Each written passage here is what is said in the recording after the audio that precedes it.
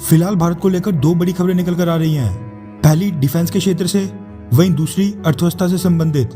पहली खबर की बात करें तो आपको याद ही होगा कि भारत में कोविड-19 की सेकेंड वेव आने से पहले चाइना के साथ एलएसी पर तनाव के बीच भारत ने बैक टू बैक कई सारे मिसाइल टेस्ट करके न बस चाइना को बल्कि दुनिया के कई सारे देशों को चौंका दिया था, क्योंकि इनमें से कई सारी मिसाइल्स ऐसी टेक्नोलॉजी पर बेस्ड थी जिनका टेस्ट भारत पहली बार कर रहा था। ये मैं कोई मनगढ़ंत कहानियां नहीं बता रहा हूँ। रेफरेंस के तौर पर हिंदुस्तान टाइम्स की एक न्यूज रिपोर्ट का स्क्रीनशॉट आप अपनी स्क्रीन पर देख ही सकते हैं, जिसके टाइटल में ये साफ लिखा है कि भारत ने 35 दिनों के अंदर अंदर 10 मिसाइल टेस्ट करके पूरी दुनिया को चौंका दिया है। लेकिन फिर उसके बाद भारत में सेकेंड वेव आ गई थी, जिसकी वजह से लॉकडाउन लगाना पड़ा और परिणाम स्वरूप सारी चीजें डिले हो गई थी।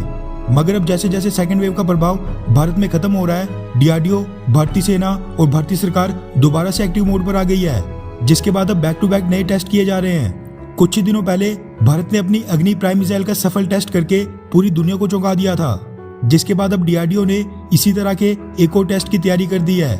दरअसल इंडियन डिफेंस न्यूज के वाले से एक एक्सक्लूसिव मीडिया रिपोर्ट सामने निकल कर आ रही है कि भारत ने बे ऑफ बंगाल यानी बंगाल की खाड़ी में एक्सपेरिमेंटल टेस्ट फ्लाइट के नाम का नोटाम यानी नोटिस टू एयरमैन जारी कर दिया है, जो कि 3 दिन 15 और 17 जुलाई के बीच तक के लिए वैलिड है।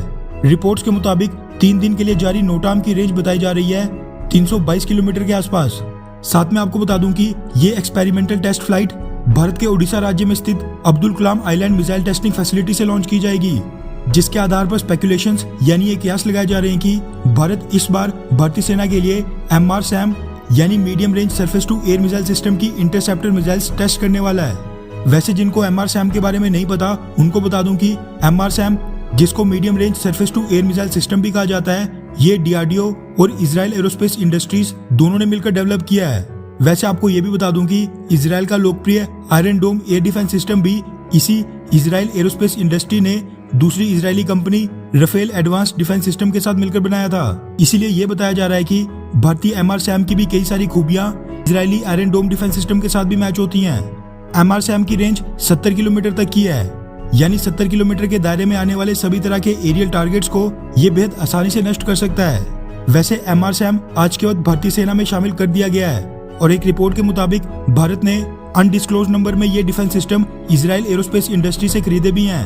वहीं दूसरी बड़ी खबर की बात करें तो वो भारत के फॉरेन एक्सचेंज रिजर्व से संबंधित निकल कर आ रही है। दरअसल the Economic Times, Moneycontrol, Livemint और कई बड़े बड़े मीडिया हाउसेस के वाले से मीडिया रिपोर्ट सामने निकल कर आ रही है कि 2 जुलाई को खत्म हुए हफ्ते में भारत के फॉरेन एक्सचेंज रिजर्व्स लगभग $1 बिलियन बढ़कर $610 बिलियन पहुंच गए हैं। पिछले हफ्ते 25 जून को खत्म हुए हफ्ते में भारत के फॉरेन एक्सचेंज रिजर्व्स थे $609 बिलियन, यानी पिछले एक हफ्ते में भारत के फॉरेक्स रिजर्व्स मात्र $1 बिलियन बढ़े। रिजर्व बैंक ऑफ इंडिया द्वारा रिलीज डेटा के मुताबिक ये उछाल FCA यानी फॉरेन करेंसी एसेट्स के बढ़ने के कारण देखने को मिला है। साथ में आपको ये भी बता दूं कि ये आंकड़ा लाइफ टाइम हाई पर है, क्योंकि ये पहली बार है जब भारत के फॉरेन एक्सचेंज रिजर्व्स $610 बिलियन के पार चले गए हैं। वैसे आपको क्या लगता है कि भारत के फॉरेन एक्सचेंज रिजर्व्स जो पिछले कुछ महीनों में इतनी तेजी से बढ़ रहे हैं, इसका श्रेय मोदी सरकार को जाता है, हाँ या फिर नहीं? नीचे कमेंट करके अपनी राय जरूर बताएं। अच्छा सुनो, चैनल को सब्सक्राइब करो, उसके बाद घंटी बजा देना ताकि अगली वीडियो आपसे मिस ना हो पाए। Thank you.